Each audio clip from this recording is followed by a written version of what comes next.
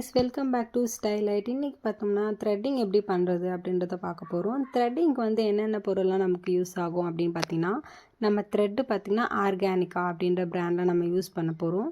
அடுத்து பார்த்திங்கன்னா eyebrow powder. இந்த ஐப்ரோ பவுடர் வந்து நம்ம ஹேரில் அப்ளை பண்ணும்போது உங்களுக்கு த்ரெட் எடுக்கிறதுக்கு ரொம்ப ஈஸியாக இருக்கும். அதுவுமே நம்ம கஸ்டமர் வெளியேருந்து தான் வர போகிறாங்க, அதனால் அவங்க ஸ்கின்னில் ஆயில் பொல்யூஷன்லாம் இருக்கும். அந்த ஆயில்னால உங்கள் த்ரெட்டு வழுக்காமல் இருக்கிறதுக்காக தான் நம்ம இந்த பவுடர் யூஸ் பண்ணுறோம். அடுத்து ஸ்மால் சைஸ் சிசர் நமக்கு தேவைப்படும். இந்த ஸ்மால் சைஸ் சிசர் எதுக்கு அப்படின்னு பார்த்தோம்னா, எக்ஸ்ட்ரா இருக்க ஹேர்ஸை வந்து நம்ம கட் பண்ணுறதுக்கு இந்த சிசர் ரொம்ப யூஸ் ஆகும். அடுத்து பார்த்திங்கன்னா அலோவேரா ஜெல். இந்த அலோவேரா ஜெல் பார்த்திங்கன்னா இவங்களுக்கு ஹேர் எடுத்த இடத்துல வந்து அவங்களுக்கு எரிச்சல் இருக்கும்.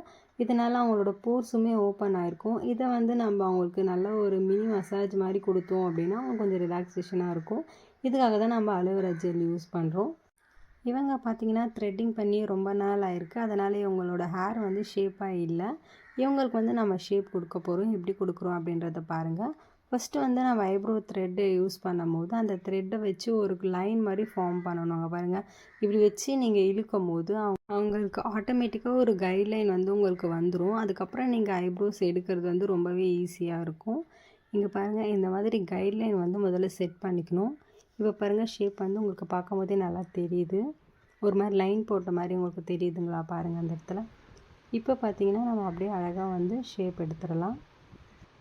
கஸ்டமருக்கு வந்து ஐப்ரோஸை வந்து எப்படி பிடிக்கிறது அப்படின்றது தெரியாது. நல்லா கண்ணை வந்து அழுத்தி நீங்கள் பிடிச்சிட்டு மேலே அந்த ஐப்ரோஸோட ஆர்ச் ஷேப் இருக்கும் பார்த்தீங்களா, அங்கே வந்து நல்லா இழுத்து பிடிச்சிங்க அப்படின்னா நமக்கு ஷேப் கொடுக்கறதுக்கு ரொம்ப ஈஸியாகவே இருக்கும். உங்களுக்குமே ஷேப் எடுக்கிறதுக்கும் ஈஸியாக இருக்கும். கண்ணுக்கு மேலே வந்து நம்ம வந்து அந்த ஸ்கின் வந்து லூஸ் ஆக விடக்கூடாது. நல்லா டைட்டாக பிடிச்சிங்க அப்படின்னா அவங்களுக்கு பெயின் ஜாஸ்தி இருக்காது. இதுவே நீங்கள் லூஸ் விடும்போது என்ன ஆகும் பார்த்திங்கன்னா, ஸ்கின்னுமே வந்து த்ரெட்டில் மாட்டிக்க சான்ஸ் இருக்குது. கீழே மட்டும்தான் நம்மளுக்கு நிறையா முடி எடுக்கிற மாதிரி இருக்கும், ஏன்னா நம்ம கீழே வந்து ஷேப் கொடுக்கணும்.